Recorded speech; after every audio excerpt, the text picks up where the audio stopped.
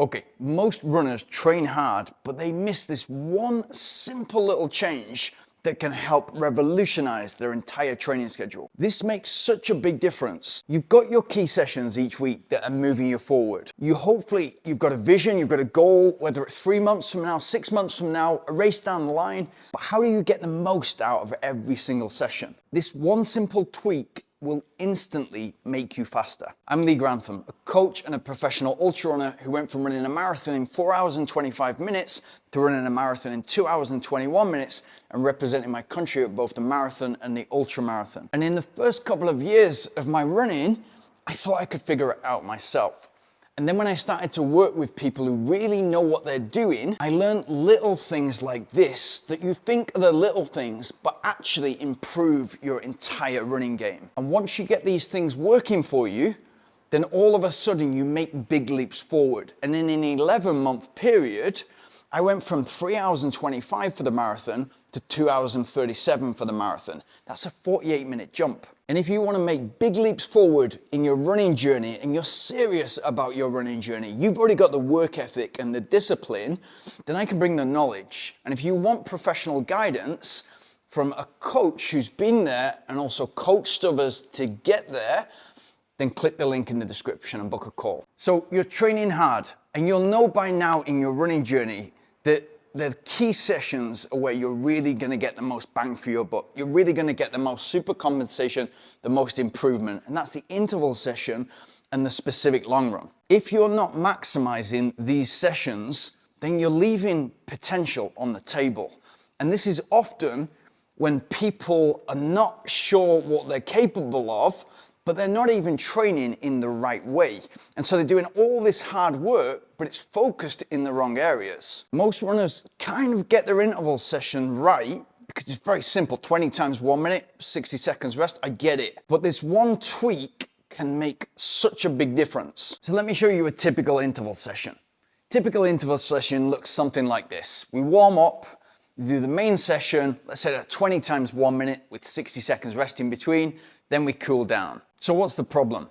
The problem is that most runners are not fully primed for that session. And it means that we're hitting those first 2 or 3 reps, it's still a shock to the system, and it's taking you 2 or 3 reps to find your rhythm and really get into it, by which point you've already shocked your heart rate. And this costs you performance in every single session, which not only adds up over time, but this is the biggest session of the week that's giving you that improvement and moving you towards your goal. Imagine if you could just get an extra 5% out of every single interval session you do. This is going to give you at least 5%. This is a perfect example. This is a really well executed interval session, 10 times 3 minutes with a couple of miles warm up first. And we can see from reps 1 to rep 10, there's consistency there in those mountains and those valleys. What you'll also see if we zoom in is right from that second rep, there's more effort being put in. And we can see that because the mountains are getting slightly bigger. It's not huge, but it's bigger. And what we're also seeing, which is even more of a sign, is that recovery heart rate within 60 seconds is no longer coming down to almost 100 like it was after the warm-up and after rep 1. By rep 9, it's closer to 135, 140 beats, which is still good, but this is how you can improve that entire session. Look back on your interval sessions, I bet a lot of them look like that. All of a sudden we're warming up, and okay, we're in the first rep, and whoa, heart rate is shocked, and it's out of control, and all of a sudden we try to bring it back, and it's a war of attrition, and before you know it, there's either the heart rate drift, or in that case, we're just seeing a little bit of an upward trend, but it's the recoveries that are suffering. And what that means is it's not sustainable for us to do more volume. And at the same time, the recovery is increased slightly in that case, because we're not recovering properly and getting hold of the next rep, being in full control of that session. Make this one simple change and it's going to improve every rep that you do, every interval session, and therefore the entire training schedule. And it's not just that. if you're getting the most super compensation from the interval session, what does that do? It feeds into all the other running that you do. It pulls up your game in every department. So if you're doing specific segments within your long run, they are getting better. They're getting faster because your intervals are getting faster. And you'll notice that your recovery run pace and your easy run pace gets quicker for the same effort, for the same low effort, because all of a sudden you're used to going much faster over the ground. And that means we're spending a lot more time in the week and over the training schedule running at a relative pace to the race pace that we want to hit. So all we're going to do is tweak the warm-up slightly. And let's take that session because it's a perfect example. As you can see in those first couple of miles, we're warming up, we're stopping, stretching, and then we're warming up again. If you then accelerate so that you can add 2 times 50% of the first and second interval reps, so the intended pace and effort for those first reps for the entire session, and we add those at the end of the warm-up. So essentially you're doing, in this case, 10 times 3 minutes is the session.